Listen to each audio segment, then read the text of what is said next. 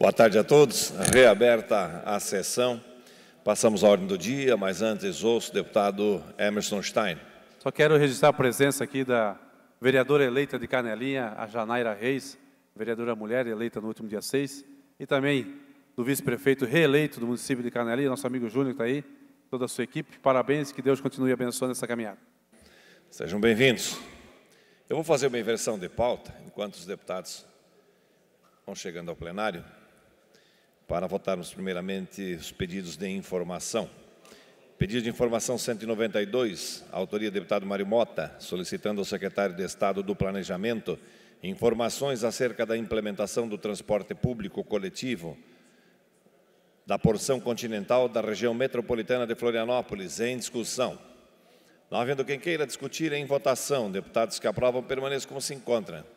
Aprovado por unanimidade. Pedido de informação 193, autoria do deputado Padre Pedro Baldiceira, solicitando ao secretário de Estado da Saúde informações acerca da implementação da carteira estadual de identificação da pessoa com fibromialgia, em discussão.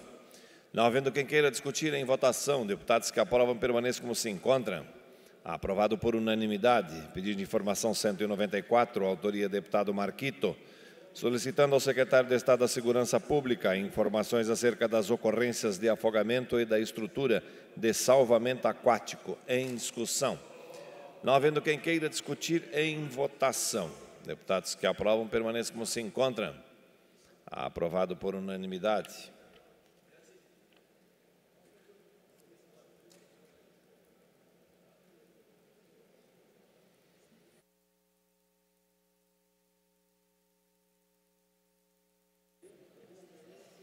Esta presidência comunica que a Comissão de Constituição e Justiça apresentou parecer contrário às seguintes matérias e essas terão seu encaminhamento conforme o regimento interno. Projeto de Lei 147 de 2023, autoria deputado Sérgio Guimarães. As associações de socorro mútuo no Estado obedecerão ao disposto nesta lei, no que se refere às normas de proteção aos consumidores e a elas filiados. Também o projeto 372, 2023, de autoria do deputado Gessé Lopes, que regulamenta o inciso 4º do artigo 23 da Constituição Estadual para estabelecer diretriz remuneratória afeta aos integrantes das carreiras regidas pela Secretaria de Estado da Segurança Pública. E também projeto de lei 454 de 2023, de autoria do deputado Pedrão Silvestre, que dispõe sobre a política de expansão de bens imóveis, tais como ginásios, escolas e hospitais.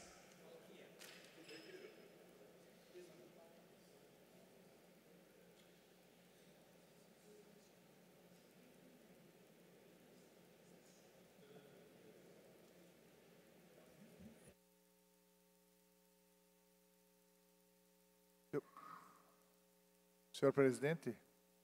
Pela ordem, deputado Antídio Lunelli. Senhor presidente, eu gostaria só de anunciar aqui a visita hoje do nosso prefeito de Papanduva, prefeito Tafarel, juntamente com o vice, o Cleitinho, e também os vereadores Edival, Edson e Fernando, que estão aqui nos visitando hoje. Sejam todos bem-vindos. Discussão e votação em turno único do projeto de lei 354/2020, autoria deputado Jair Mioto, institui a obrigatoriedade da realização de exame teste molecular de DNA em recém-nascidos para a detecção da atrofia muscular espinhal e adota outras providências com emenda substitutiva global e subemenda modificativa e pareceres favoráveis das comissões de Constituição e Justiça, relatoria deputada Paulinha, Comissão de Finanças e Tributação, relatoria deputado Mário Mota, Comissão de Saúde, relator deputado Dr. Vicente Caro Preso, em discussão. Não havendo quem queira discutir, em votação, deputados que aprovam permaneçam como se encontram. Aprovado por unanimidade. Discussão e votação em turno único do projeto de lei 314 de 2024, autoria governador do Estado, institui o programa Farmácias Solidárias e Comunitárias de Santa Catarina, com emenda modificativa e emendas supressivas e pareceres favoráveis das comissões de Constituição e Justiça, relator deputado Márcio Machado, Comissão de Finanças e Tributação, Relator, deputado Antídio Lunelli. Comissão de Trabalho, Administração e Serviço Público. Relator, deputado Vonei Weber. Comissão de Saúde. Relator, deputado José Milton Schaeffer. É em discussão.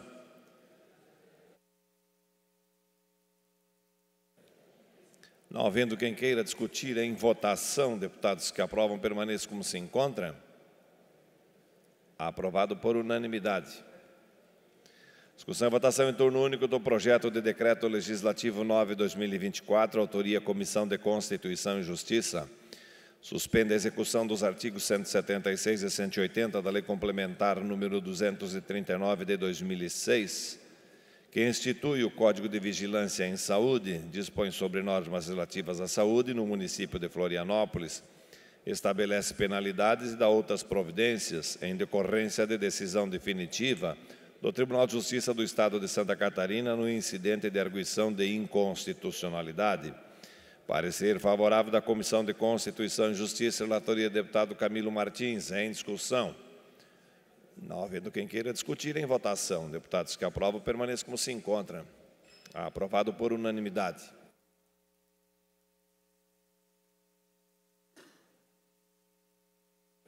Discussão e votação em turno único do projeto de decreto legislativo 10 de 2024, autoria Comissão de Constituição e Justiça.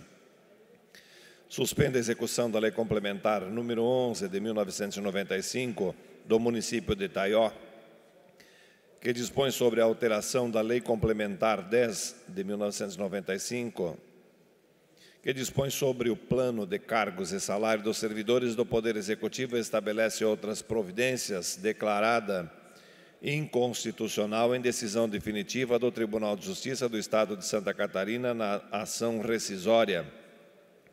Parecer favorável da Comissão de Constituição e Justiça, relatoria do deputado Camilo Martins. Em discussão. Não havendo quem queira discutir, em votação. Deputados que aprovam, permaneçam como se encontram. Aprovado por unanimidade.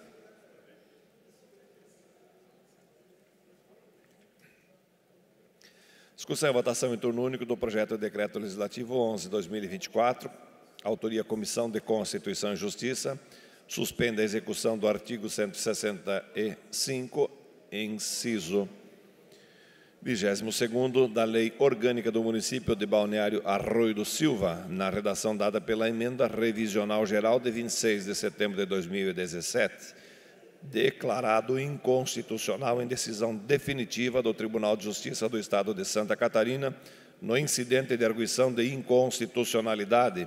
Parecer favorável da Comissão de Constituição e Justiça, relator deputado Camilo Martins. Em discussão. Não havendo quem queira discutir, em votação. Deputados que aprovam, permaneçam como se encontram. Aprovado por unanimidade. Essa minha garganta está me abandonando hoje. Esta presidência comunica e encaminhará aos destinatários, conforme determina o regimento interno, as seguintes indicações de números 699 a 707. Fim da ordem do dia, passamos às explicações pessoais, pelo tempo de até 10 minutos. Fará uso da palavra o deputado Marquito.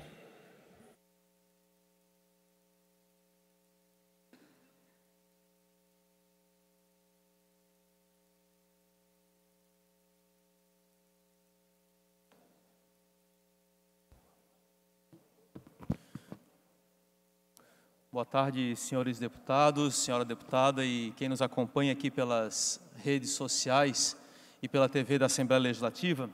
Eu venho para a tribuna para trazer um tema muito relevante, que eu sei que alguns deputados também têm apreço por essa questão, que é o serviço de salvamento aquático e o trabalho realizado pelos guardas-vidas civis no estado de Santa Catarina. Eu venho trazer esse tema, primeiro porque eu sei que hoje pela manhã todos os deputados receberam esse ofício de solicitação de mais segurança nas praias de Santa Catarina. Um ofício que foi enviado pela Associação de Guardas-Vidas Civis de Florianópolis, mas que tem a ver com toda a situação desse serviço no litoral catarinense. Quero trazer o tema porque vocês têm acompanhado o que tem acontecido, especialmente no nosso litoral, e que tem dado repercussões muito negativas. Nestas últimas semanas, diversos afogamentos foram registrados no nosso litoral. Um homem morreu afogado na praia de Canasvieiras, em Florianópolis. Um pai faleceu na praia de Mariscal, em Bombinhas, e o filho de 10 anos segue ainda desaparecido. Um menino de 14 anos faleceu após se afogar na praia de Barra Velha. E um casal foi arrastado pelo mar em Imbituba. A mulher foi resgatada e o homem está desaparecido até hoje. Uma menina de 12 anos foi socorrida na Praia dos Ingleses e um jovem de 20 anos foi resgatado na Praia da Palhoça. Coloco esses dados porque são dados das últimas 2 semanas, principalmente, e que demonstram a importância de, no nosso litoral, a gente ter uma agenda mais permanente dos postos de guardas-vidas abertos durante o período não somente de verão e não somente de temporada, mas que as praias, elas são amplamente utilizadas durante todo o ano. Essa realidade já mudou e não dá mais para a gente ter guardas-vidas e postos de salvamento nas praias de Santa Catarina somente no período de temporada. E os dados estão colocados. Pior, tem sido achatado ainda o chamamento e as contratações desses guardas-vidas civis durante o período que antecede ou durante o período que finaliza a temporada. Essa é uma demanda antiga, mas ela não pode estar dissociada a algumas questões que eu quero colocar aqui também. Quero colocar que o nosso mandato, inclusive quando eu fui vereador na cidade de Florianópolis, a gente vem discutindo isso. É preciso que haja um debate junto à corporação, os bombeiros. Eu tenho atuado de forma permanente, desde destinação de emendas para estruturar os bombeiros e os diferentes batalhões aqui no litoral catarinense e também em algumas outras cidades.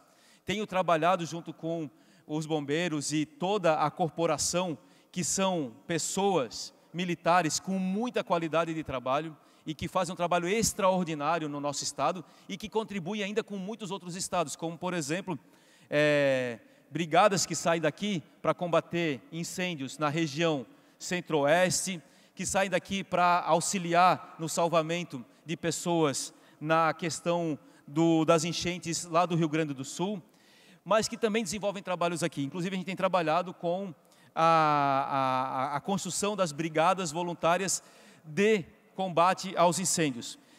Os bombeiros militares precisam abrir um diálogo e uma nova readequação junto com os salva-vidas civis voluntários. Primeiro, porque esses trabalhadores, tem gente que está trabalhando há 20 anos como guarda-vida civil voluntário. Somente que esse contrato de voluntariado, que recebe por uma diária, ele não é suficientemente para garantir as condições de trabalho dessas pessoas. São escalas de 12 horas, são escalas que são muitas vezes conduzidas pela corporação, mas que as condições de trabalho não são adequadas. A gente tem problemas em estrutura física dos postos de guardas-vidas nas praias, a gente tem problemas de próprio equipamento e temos problemas muitas vezes dessa relação. Eu venho aqui para a tribuna para me solidarizar, primeiro, a todas essas famílias que têm sido afetadas pela ausência desse serviço nas praias e ocorrendo mortes, prejuízos que são irreparáveis para a vida de qualquer pessoa, mas também quero aqui me solidarizar e me juntar a todo o conjunto dos guardas-vidas civis do nosso litoral e fazer algumas solicitações. Já fiz aqui oficialmente, entregando, mas quero fazer aqui em tribuna e pedir também que a gente tenha uma soma aqui de deputados e deputadas que possam assumir também essa pauta. A primeira delas a gente precisa repensar a questão das escalas e também da convocação para a abertura dos postos de salvamento nas praias do litoral catarinense. Não dá para somente ter esses postos abertos com guardas-vidas civis e militares durante somente o período de verão ou de temporada. É preciso que eles estejam amplamente abertos para que a gente consiga garantir esse serviço o ano inteiro. Até porque, volto a dizer, as praias são lugares de lazer, de uso em todo o ano. A questão de temporada já não é exclusiva somente do período de verão. Quero também fazer uma solicitação aqui, que se encontre um instrumento adequado para a permanência e a estrutura da relação dos guardas-vidas civis com as prefeituras municipais, mas também com a Corporação Militar dos Bombeiros. Hoje, o instrumento de assinar um termo de voluntariado e de receber uma diária, ele não é um instrumento que garante as condições de trabalho adequadas. Precariza muito essas condições, especialmente tendo em vista que essas pessoas trabalham e não conseguem se profissionalizar nessa área. Mas mais do que isso, perde muito a sociedade quando não consegue dar permanência para esses trabalhadores, para esses salva-vidas civis, durante todo o ano. Então, eu venho aqui também dizer que nós estamos, enquanto mandato, empenhados em encontrar esse modelo. Alguns estados, como a Bahia, encontrou modelos muito adequados para trabalhar a questão do salvamento nas praias. Também, o próprio Rio Grande do Sul, algumas cidades encontraram caminhos adequados, como, por exemplo, Itajaí, que tem alguns dos seus postos de salvamento abertos durante todo o ano. E a gente está aqui disposto a pensar, junto com a corporação, junto com o governo do Estado, junto com a Secretaria de Segurança Pública do Estado de Santa Catarina, esse modelo. Um modelo que consiga trazer condições adequadas para quem está lá na praia trabalhando, mas também que dê segurança a todos os banhistas, usuários, moradores e principalmente turistas. Esses indicadores que nós temos hoje no litoral catarinense são muito preocupantes, inclusive do ponto de vista econômico do atrativo como um espaço turístico, o espaço das praias. Nós estamos hoje operando o sistema turístico de Santa Catarina o ano inteiro, como turismo de praia o ano inteiro. Já não tem mais uma divisão específica. Então, é preciso também readequar, reestruturar e redefinir esse modelo que nós temos hoje, que é apenas grande parte dos postos de salvamento estarem abertos somente e exclusivamente no período de temporada. Então, deixo aqui essas solicitações, tenho feito isso de forma sistemática, com a Associação de Guardas-Vidas Civis Catarinense e também de Florianópolis, e principalmente observando modelos de outros estados que deram certo e que pode ser referência para nossos bombeiros militares de Santa Catarina, associados aos guardas-vidas civis, que hoje assinam um termo de voluntariado para o seu trabalho e que muitos deles já passam de 20 anos desenvolvendo esse trabalho apenas na temporada. Então, fica aqui a minha manifestação e o pedido também para que os colegas deputados se somem a essas reivindicações da categoria e o amplo, aberto e debate precisa ser realizado. Muito obrigado. Pelo tempo de até 10 minutos, fará uso da palavra a deputada Paulinha.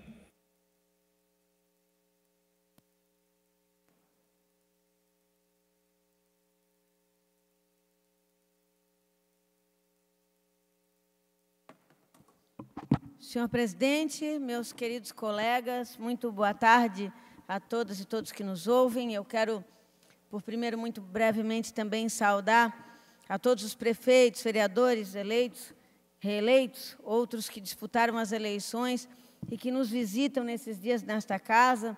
Há pouco tive o privilégio de abraçar os amigos da cidade de Canelinha, que acompanham o Diogo, prefeito reeleito agora da cidade. Estendo assim, então, os meus cumprimentos a todos vocês dos parlamentos municipais, das prefeituras, que têm trazido o seu abraço nesses dias a todos nós. Muito brevemente, senhor presidente, eu passo aqui, antes de tudo, para deixar a minha homenagem às Forças de Segurança Pública do Estado de Santa Catarina, por conta do episódio que vivemos no sábado. Eu estava em deslocamento, senhor presidente, até mesmo em Porto Belo, veja, nós tivemos desdobramentos em Tijucas, aqui em Florianópolis, em vários pontos, Palhoça, quando cidadãos de bem, no curso das suas viagens, são retirados dos carros na BR e seus veículos incendiados, nós sentimos a proporção do que é que as grandes cidades vivem massacradas pelas disputas entre facções. E, evidentemente, que num primeiro momento nós deixamos uma mensagem de alerta nas nossas redes sociais, prevenindo as pessoas que evitassem o deslocamento nessas rodovias, mas é muito relevante também que nós façamos hoje a nossa homenagem às Forças de Segurança Pública do Estado de Santa Catarina. Polícia Militar, Polícia Civil, Corpo de Bombeiros, Polícia Científica e mesmo o Ministério Público, o Judiciário, que agiram com irretocável firmeza, no sentido de acalmar a população, evidentemente, mas também conter esse avanço que não coaduna com os valores da sociedade catarinense. Isso também, senhor presidente, nos serve de alerta para que nós redobremos os nossos investimentos em segurança pública. Nós precisamos dar fim à lide que discute como e onde vamos chamar os nossos policiais militares recém-concursados. Nós precisamos reforçar o quadro militar e civil do Estado de Santa Catarina, porque nessas horas é que a gente compreende o quanto precisamos deles. O deputado Marquito também trouxe aqui um tema. Lamentavelmente, na costa litorânea norte, nós tivemos, nos últimos dias, uma sucessão de afogamentos. E Bombinhas, a minha cidade, também sofreu junto com as famílias. Um dos episódios, inclusive, levou a óbito uma criança de 10 anos e o seu pai. O que está claro para mim? Em primeiro lugar, Santa Catarina, haja vista os efeitos climáticos, porque é isto, se temos sol, nós temos turistas nas praias. Nós precisamos antecipar a nossa régua da Operação Veraneio no que concerne a proteção civil e militar nas praias, notadamente aquelas que podem, sim, que têm um fluxo marítimo mais denso, e que podem, sim, levar a um incidente tão grave como este. Eu quero destacar aqui também especial atenção ao Coronel Fabiano, ao seu adjunto, Coronel Jefferson, que tem prestado um apoio inarredável a todos os municípios litorâneos agora, tem uma agenda de reuniões com os prefeitos, com as autoridades públicas da região, mas também deixar aqui destacado que nós trouxemos para o plenário um requerimento justamente para que, além da Operação Veraneio e da possibilidade de contratação de guarda-vidas civis para algumas dessas localidades, nós também promovamos o reforço da campanha de prevenção em relação a incidentes aquáticos e os afogamentos. É necessário que as pessoas que visitam o nosso litoral e não têm intimidade com o mar, muitos dos turistas catarinenses têm muita afinidade com o rio, por exemplo, mas o mar é outra coisa. O mar revolto é outra coisa. A gente precisa amplificar a nossa voz enquanto governo do Estado e dar celeridade, dar potência para as campanhas preventivas. Eu quero aqui deixar também essa mensagem de confiança na corporação, mas também de pedido ao governo do Estado que amplifique os investimentos nessa área, senhor presidente, para que nós não tenhamos mais vítimas do que já sofremos nessa pré-temporada.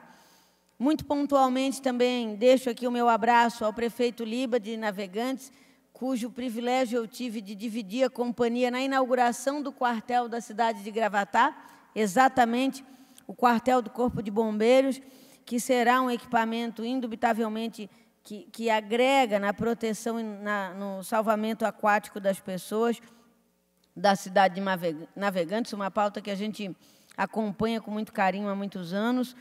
Deixar o meu abraço também ao nosso ex-colega Mocelin, que estava também acompanhando a inauguração.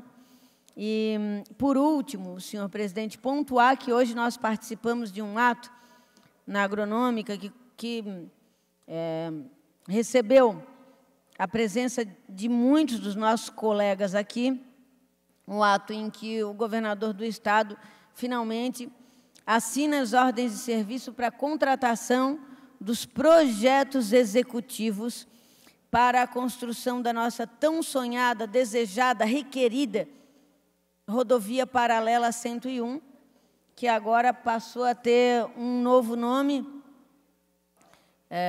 Nós chamávamos de corredor litorâneo até então, e agora ela tem uma nova denominação na subscrição da contratação dos projetos executivos. Ora, a obra ela estava, à época, findando o governo Moisés, estimada em cerca de 6 bilhões. Nós teremos aí de 18 a 24 meses de preparação dos projetos executivos e licenciamento ambiental desta obra. Mas eu estou muito feliz hoje e quero celebrar com os nossos colegas, com o deputado Matheus Cadorim, que nos acompanhou inúmeras vezes nessa questão, o deputado Camilo, que esteve presente conosco, o deputado Antídio, o deputado Emerson, o deputado Carlos Humberto, o deputado Alex, aqueles todos que estiveram lá presentes. Eu gostaria de fazer a celebração dessa data, porque não existe obra sem projeto.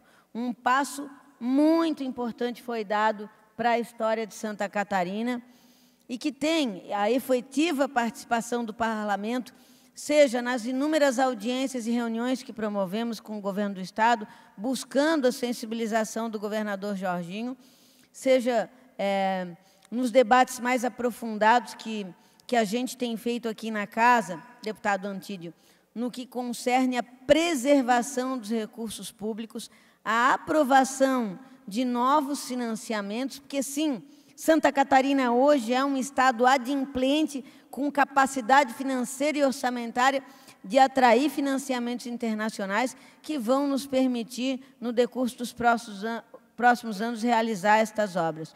Eu deixo aqui também o meu abraço ao nosso querido colega Jerry Comper, que lidera a secretaria, da mesma forma ao Grando, secretário adjunto, que trabalharam com as suas equipes nesse período, sob a guarda do governador Jorginho,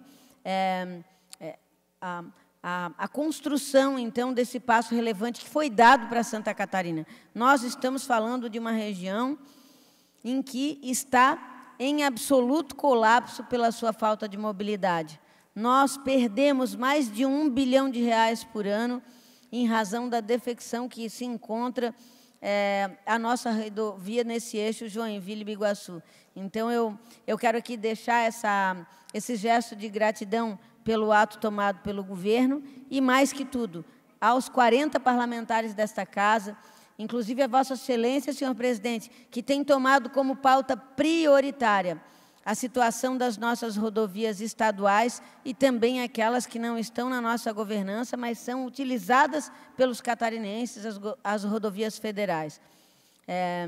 Termino deixando o meu abraço a cada um dos colegas e, de modo muito especial, àqueles que não puderam comparecer nesse momento, mas que têm trabalhado por esta iniciativa. Muito obrigada, senhor presidente. Ainda em explicações pessoais, pelo tempo de até 10 minutos, fará uso da palavra o deputado Matheus Cadorim.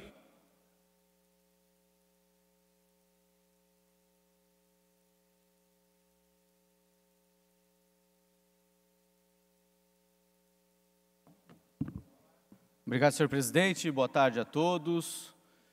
Venho aqui com muita alegria anunciar que ontem encerramos o processo do segundo Você Decide, o nosso programa de distribuição de emendas parlamentares, que deu pela primeira vez no Brasil a oportunidade do cidadão escolher a destinação dos recursos que estão disponíveis como emendas parlamentares do nosso gabinete. Foi novamente um movimento limpo, transparente, onde as pessoas puderam exercer o seu direito do voto, engajar a sua comunidade e dedicar o seu voto às instituições que elas confiam e que elas entendem que farão bom uso do recurso público.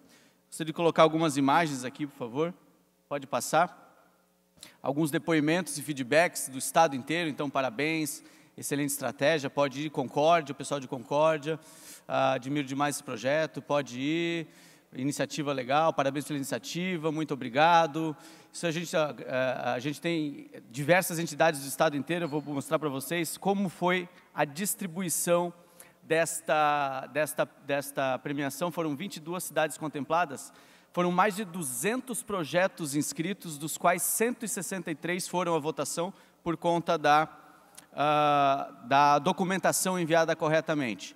Desses 163, nós tivemos mais de 56 mil votos, onde mais de 5 milhões e 160 mil reais foram distribuídos.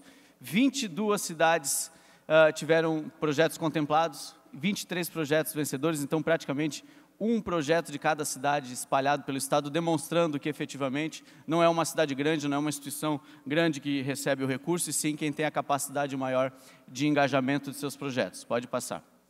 Então, os 3 primeiros colocados, né, a PAI de Orleans com 1.689 votos, o Hospital Filantrópico de São Bento do Sul com 2.086 votos, e os Bombeiros Voluntários de Concórdia em primeiro lugar com 2.226 votos. A lista final, por favor.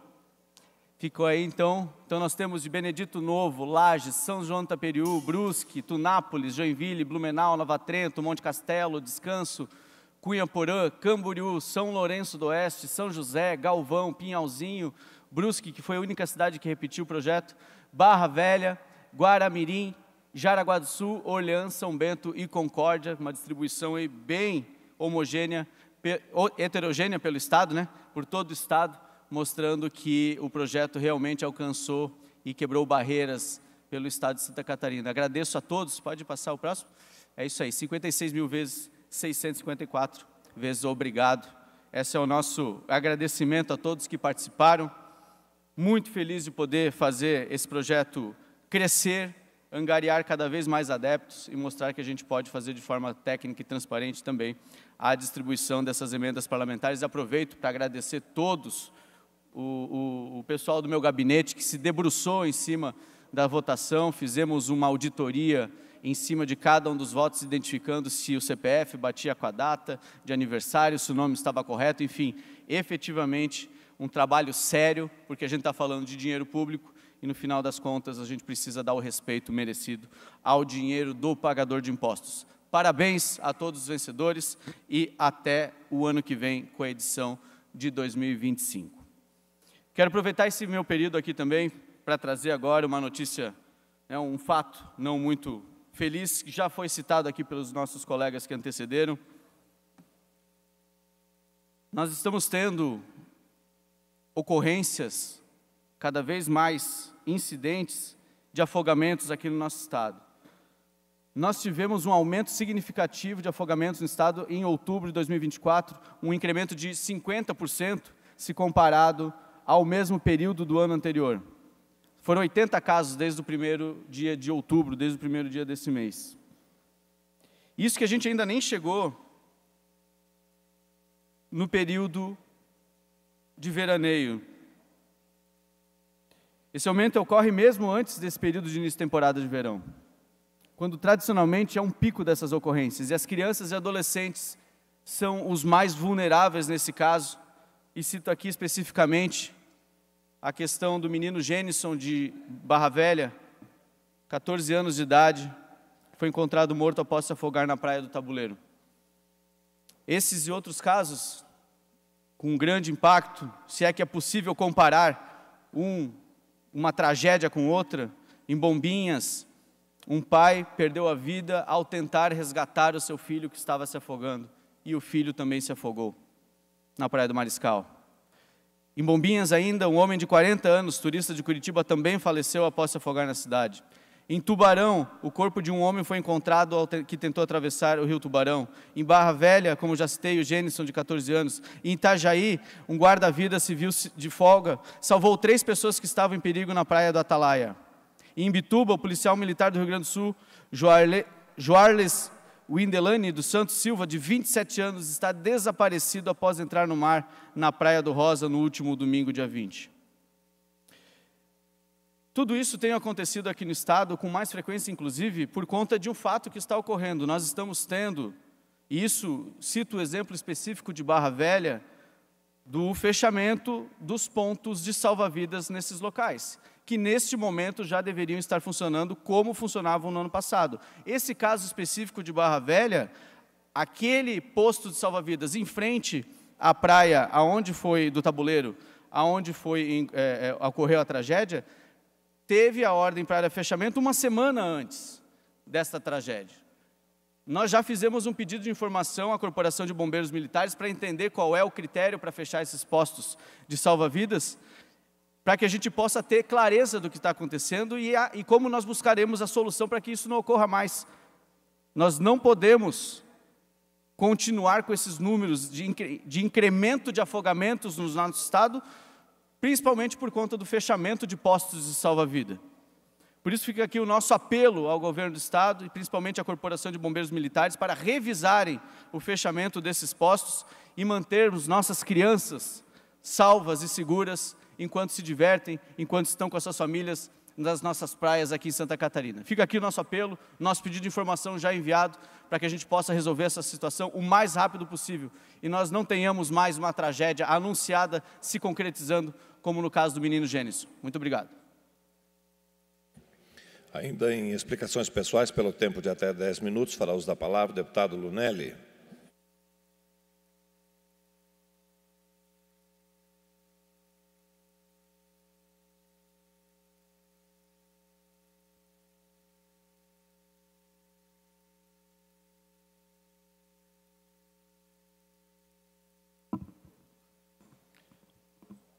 Cumprimento o senhor presidente Mauro de Nadal e os colegas deputados e deputadas, especialmente o povo catarinense que acompanha o nosso trabalho. Passado alguns dias da eleição municipal, e aqui em Santa Catarina não teremos segundo turno em nenhuma cidade, já começamos e conseguimos fazer uma leitura do cenário, entender o sentimento da população, os anseios, as frustrações e os objetivos. É parte importante da nossa atividade política, até para que a gente consiga atender às expectativas depositadas em nós. Uma das avaliações que já podemos fazer é que o antipetismo segue como uma força política relevante, mesmo com Lula na presidência da República, até mesmo no Nordeste. Em algumas cidades há crescimento inesperado da direita. Além das lembranças dos grandes escândalos de corrupção, como o Mensalão e o Petrolão, que envergonharam a nossa nação, o antipetismo cresce porque foi incompetente. A esquerda tem uma visão equivocada e ultrapassada. Isso não é discurso de ódio, isso não é fascismo, isso é a constatação da realidade. A direita cresce porque apresenta uma nova visão dos eleitores, aos eleitores. A direita defende que bandido seja tratado como bandido e não como coitadinho que é vítima do sistema. Coitadinho é quem trabalha dia e noite para sustentar a sua família dentro da lei e ainda é sufocado por uma carga tributária insana. Coitadinho é quem paga os seus impostos em dia e não tem contrapartida em serviços públicos, em infraestrutura de qualidade, como nós vemos em diversas regiões do Brasil. A direita é contra o Estado grande, inchado e ineficiente, que sufoca trabalhadores e empresários com mais e mais impostos. A direita acredita no empreendedorismo, na desburocratização, na simplificação, na geração de oportunidades. A direita brasileira defende o respeito aos valores morais e religiosos, que cada adulto possa fazer as suas escolhas, mas respeitando os limites de quem pensa diferente.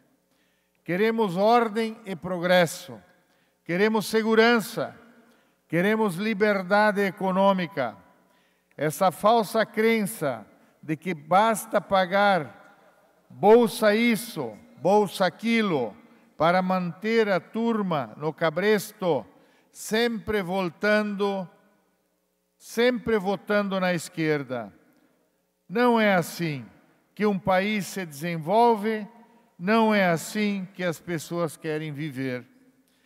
As pessoas precisam ter oportunidades de se sustentar com o próprio trabalho e viver dele com dignidade.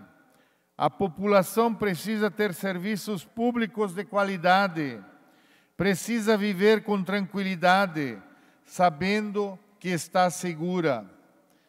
Por muito tempo tentaram fazer parecer que Santa Catarina era terra de extremistas. Fizeram reportagens nacionais absurdas sobre nossas festas tradicionais, como a Schützenfest em Jaraguá do Sul. Uma festa linda para toda a família, uma festa que valoriza a tradição do tiro esportivo, a gastronomia, a música e o bom chopp alemão.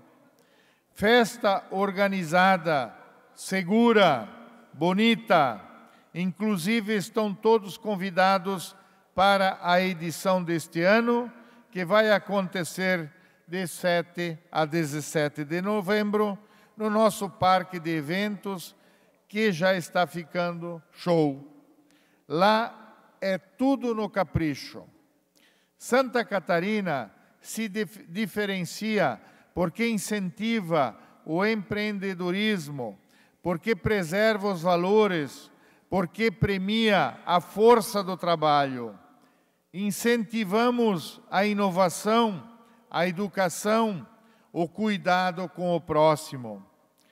E é um Brasil mais desenvolvido e mais próspero, com mais segurança, mais dignidade e oportunidade para as pessoas que nós desejamos.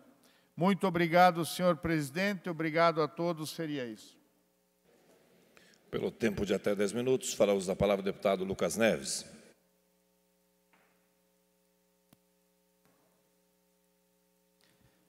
Senhor presidente, senhores deputados, eu quero só, antes de fazer a fala sobre o assunto que eu vou tratar, cumprimentar aqui o Everson, que está com a gente aqui essa semana. O Everson, durante quase 2 anos, esteve integrando a União Internacional como médico de combate na guerra da Ucrânia. Voltou no mês de agosto, elagiano, e teve a sua caminhada na guerra da Ucrânia e agora está aqui junto conosco. Seja sempre bem-vindo a esta casa. Senhor presidente, nós aprovamos quase 1 ano atrás aqui nesta casa a lei que trata da caça, do manejo, do controle do javali no território de Santa Catarina.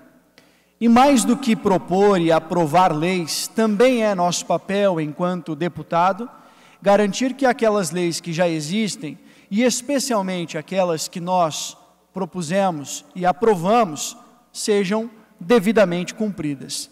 A nossa lei foi aprovada, sancionada, regulamentada. Mas, por surpresa, esta semana nós recebemos a visita de algumas pessoas do Planalto Norte de Santa Catarina. Até alguns dias eu tinha sido alertado que manadas de javali estavam descendo a Serra do Espigão, em direção ao Planalto Norte de Santa Catarina. E confirmamos essa semana quando recebemos aqui os representantes da cidade de Canoinhas, que nos relataram da quantidade exagerada de javalis, que aqui eu não preciso explicar a praga que é, porque nós convivemos com isso e sentimos na pele, na Serra Catarinense, o que é a devastação provocada por este animal, que é uma praga, e que por ser uma praga tem que ser combatida, e hoje o método mais efetivo é através da caça, e é com arma de fogo, e é isso que nós defendemos, e foi por isso que propusemos e aprovamos aquela lei quase 1 ano atrás aqui nesta casa. Mas a minha surpresa no relato dos controladores da região do Planalto Norte é de que não há uma conformidade em relação ao que está escrito na lei. enquanto na região da Serra e na região, uma parte da região meio-oeste, se faz o controle, tendo como base não só o que nós aprovamos aqui, não só o que foi regulamentado, mas também as portarias do IBAMA, no Planalto Norte não se é permitido fazer nenhum controle, absolutamente. É negativo todo e qualquer pedido, tanto junto aos órgãos ambientais, quanto polícia ambiental. O pessoal só ouve que ninguém sabe de nada, ninguém sabe de lei, de que não há portaria, de que não há regulamento, quando na verdade há. O que falta é os pontos se conectarem, as pessoas conversarem e de fato fazerem com que as leis que nós aprovamos, neste caso aprovada, sancionada pelo governador, regulamentada pelo governo do estado, com participação da Secretaria de Estado da Agricultura, Polícia Ambiental, SIDASC, todo mundo se envolveu. Mas preocupa, quando o problema bate à porta do produtor rural, e eu falo aqui da região do Planalto Norte, que é uma região de pequenas comunidades rurais, de pequenos produtores rurais, e o javali bate à porta, devasta com lavouras, prejudica a pecuária, causa problemas ao meio ambiente, e aqueles que são as pessoas essenciais no controle, que são os nossos caçadores, os controladores, ao tentar emitir uma liberação, ao tentar autorização para fazer o controle, se deparam com a negativa dos órgãos que deveriam estar informados sobre uma lei que já está vigindo no estado de Santa Catarina. Diante disso, a gente obviamente fica desconfortável, porque nós aprovamos uma lei que tem validade para todo o território estadual. Como é que funciona em uma região e não funciona em outra? Como é que nós fazemos o controle, o manejo, a caça do javali em uma região e não se é possível fazer em outra região? Há um problema, há uma desconformidade nas ações, há falta de comunicação, e isso prejudica o produtor rural, prejudica o trabalho dos nossos controladores. E eles são essenciais para que a gente possa fazer o controle, o manejo desta praga em Santa Catarina. De imediato, Sargento Lima, o senhor também conhece dessa causa, nós já solicitamos uma reunião para tentar entender onde é que está o problema, por que que em uma região os órgãos estão permitindo, fazendo a liberação, o pessoal está conseguindo fazer o controle, e em outro local do estado de Santa Catarina não se é permitido fazer nada e deixa a praga tomar conta, se proliferar de uma maneira exponencial, colocando em risco a economia, prejudicando o produtor rural e as pessoas de maneira geral. Então nós estamos agora já solicitando reunião, audiência, para que todos sentem à mesa e que juntos possamos encontrar onde está havendo essa falta de comunicação, o que precisa ser conectado, para que nós tenhamos uma conformidade em Santa Catarina em relação às questões relativas à nossa caça, controle e manejo do javali em Santa Catarina. Era isso, senhor presidente. Muito obrigado e uma boa tarde a todos. Pelo tempo de até 10 minutos, fará uso da palavra o deputado Zé Milton Schaeffer.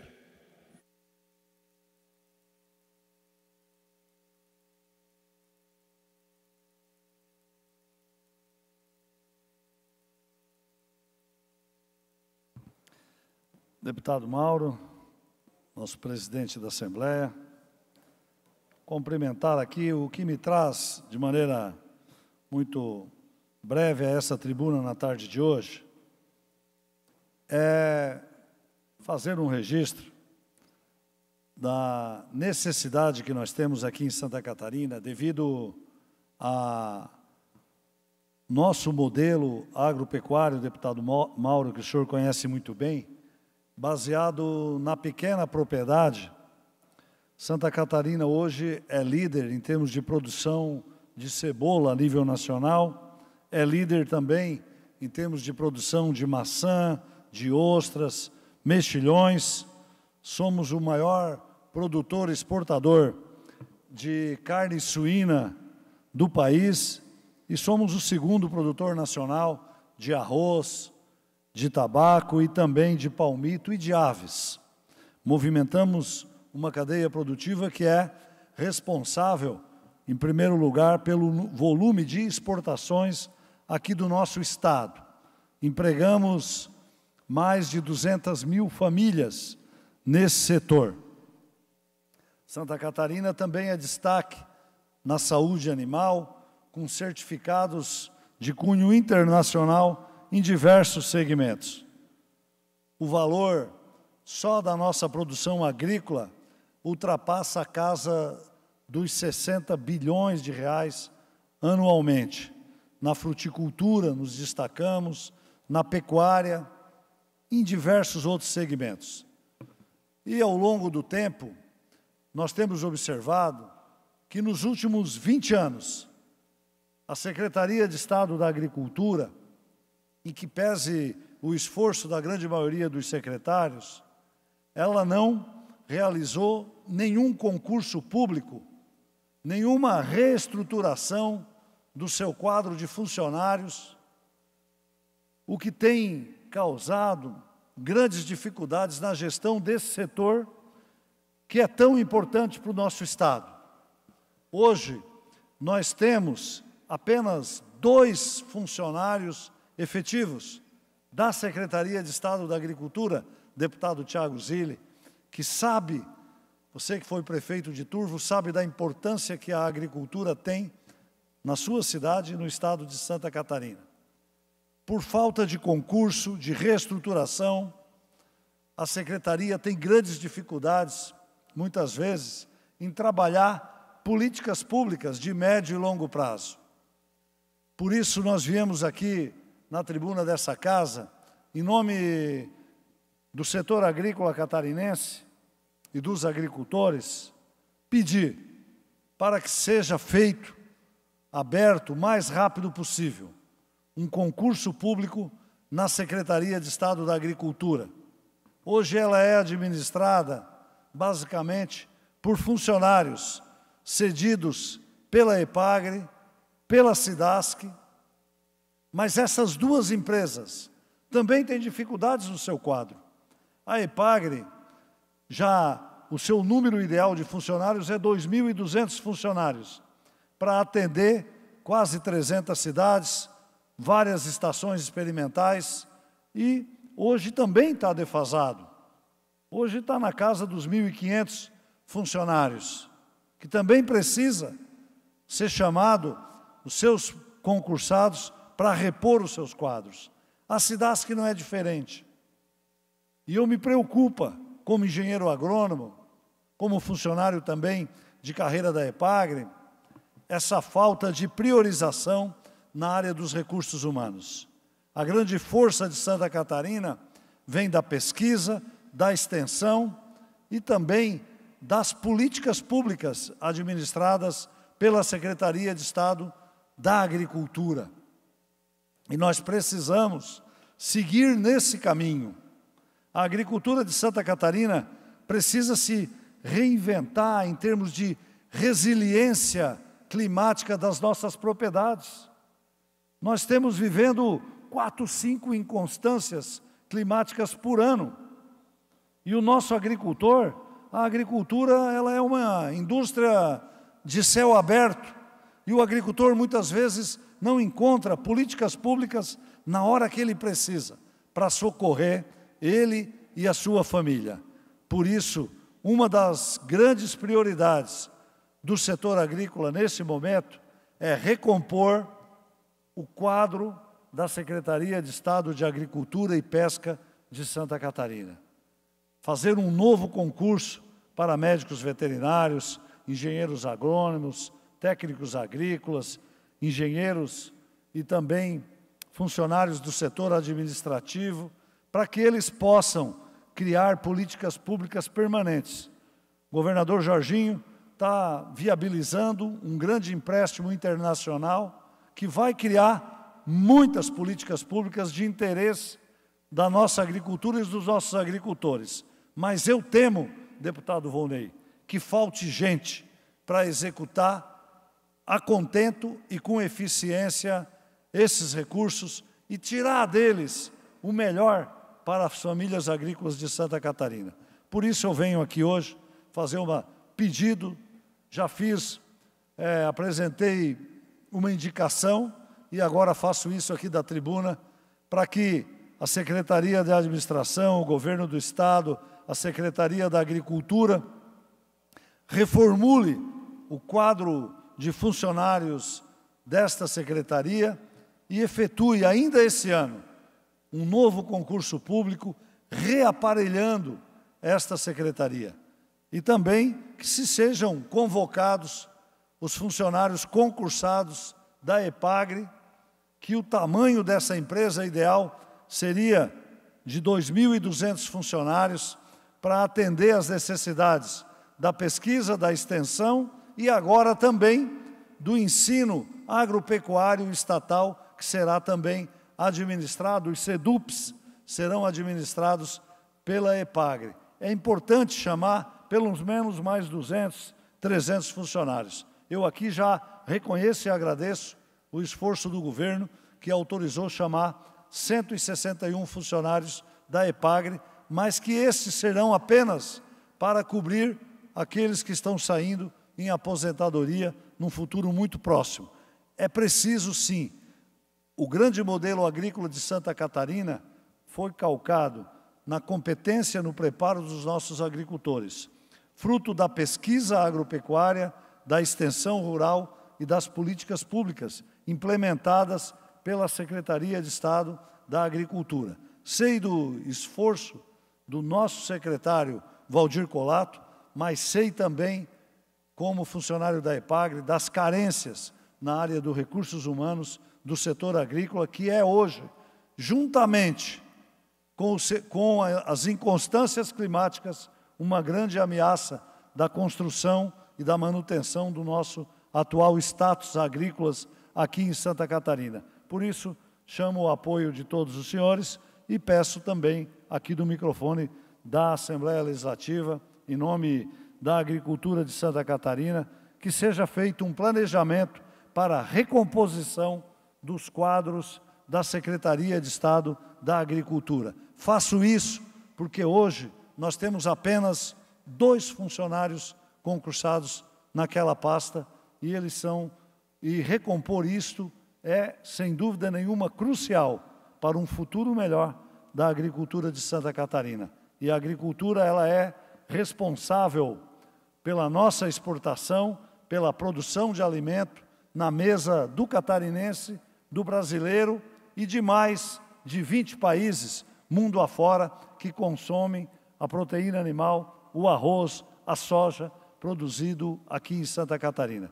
Era isso, deputado Mauro, agradeço aqui a oportunidade e o prestígio da audiência dos colegas deputados. Pelo tempo de até 10 minutos, fará uso da palavra o deputado Sargento Lima.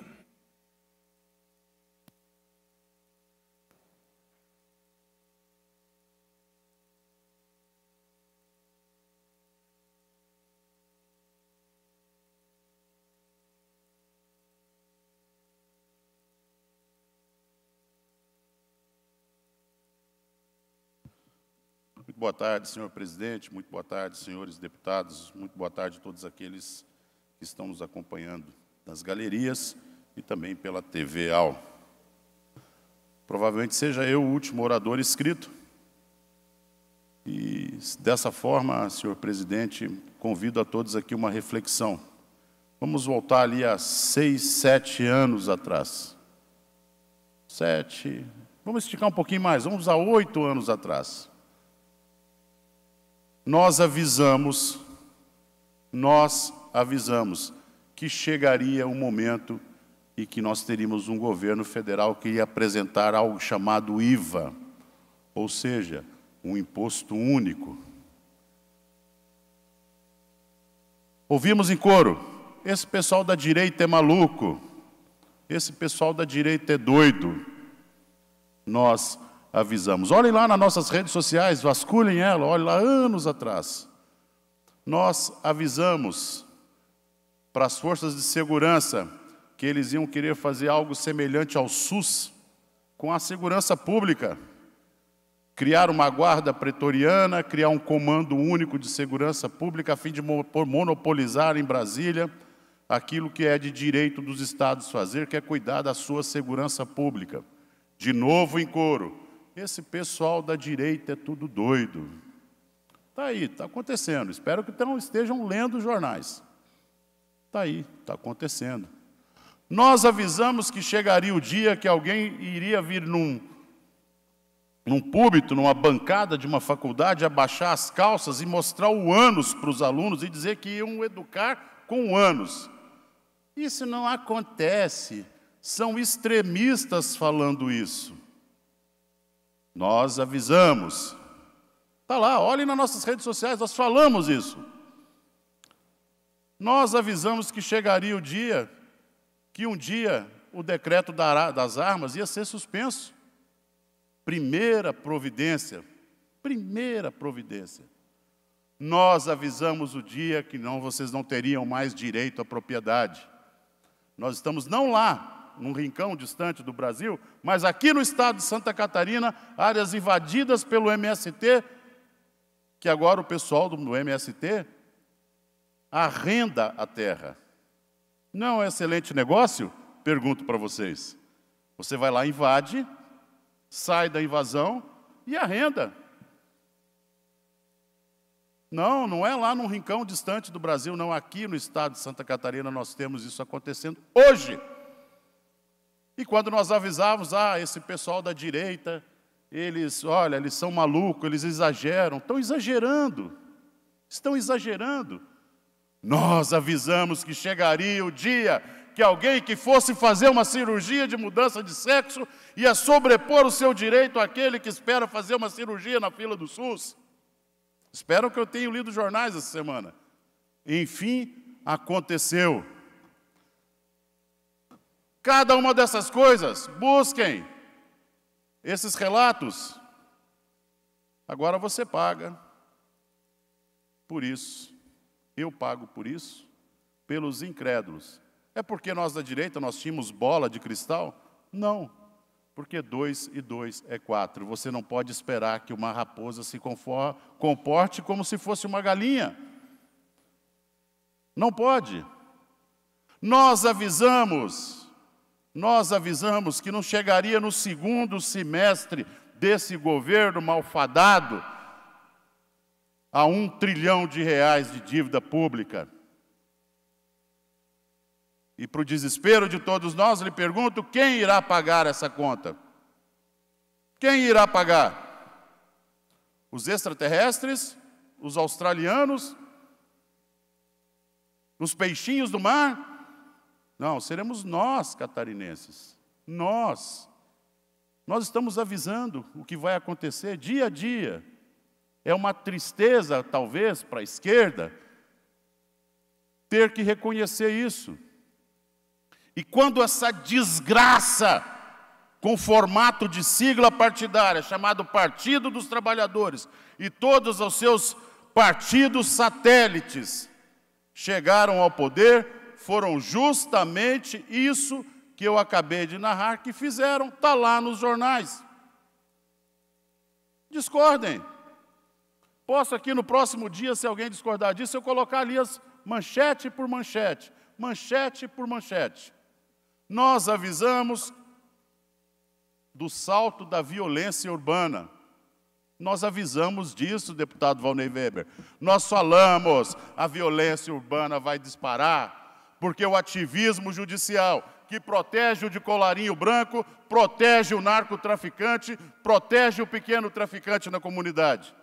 A lei é para todos, e a falta da lei também é para todos, e a ausência do Estado também é para todos. Já pararam para pensar nisso? Nós avisamos. Nós avisamos.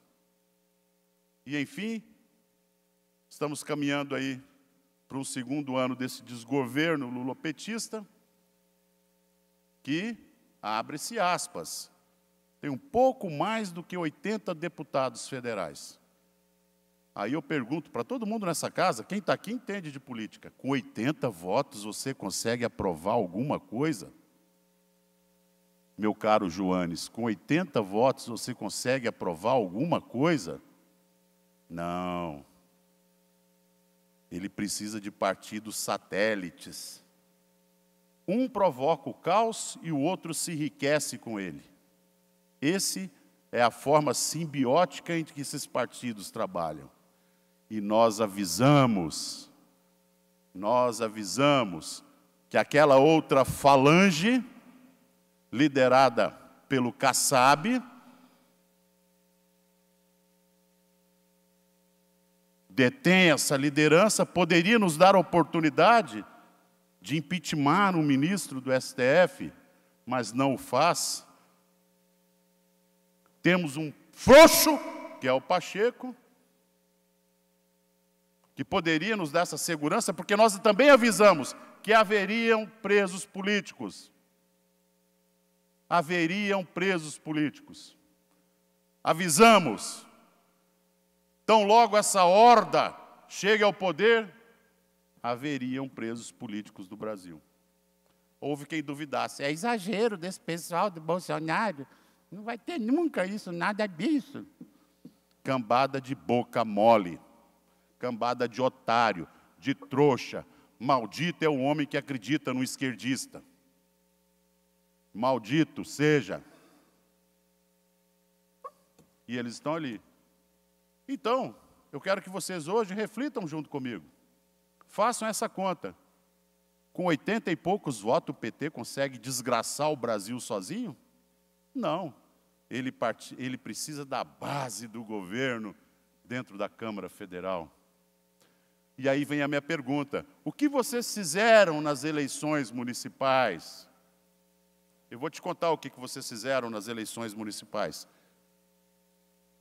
Em menos de 100 municípios, não. Nisso o PL, o Partido Liberal, nós garantimos aqui em Santa Catarina. 90 municípios nós garantimos na marca.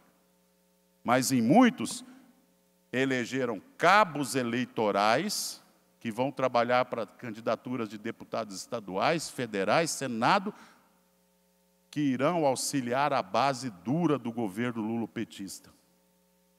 Pergunte o que o seu deputado federal está fazendo lá em Brasília. Olha os votos dele. Foi isso que vocês fizeram em 2022. Vocês ajudaram a eleger cabos eleitorais que em 2026 vão estar trabalhando para eleger a base do governo lulopetista. Acompanhem os votos, se politizem por caridade de Deus. Se tem um pedido que eu faço a você que está nos assistindo, acompanhe os votos do seu deputado federal, do seu senador, do seu deputado estadual. Olha o que ele vem votando dentro da casa, porque o que vale é o voto. O discurso, tem gente aqui que eu nunca vi fazer o discurso, tem deputado que eu não sei, eu nunca ouvi a voz dele. E olha que eu estou aqui há 6 anos, mas o que vale é o voto, como ele vota na matéria. Acompanhe o seu deputado estadual, acompanhe o seu deputado federal, acompanhe o seu partido e veja se ele está participando ou não dessa tragédia que vem acontecendo. Acompanhe. Depois, para poder discutir política na rede social, você tem que realmente acompanhar o que teu partidinho, teus deputados, teus senadores, seus deputados estaduais, federais andam fazendo, falando e votando. Muito obrigado. Não havendo mais oradores inscritos em explicações pessoais, esta presidência, antes de encerrar a sessão, convoca outra ordinária para amanhã, no horário regimental. Está encerrada a presente sessão.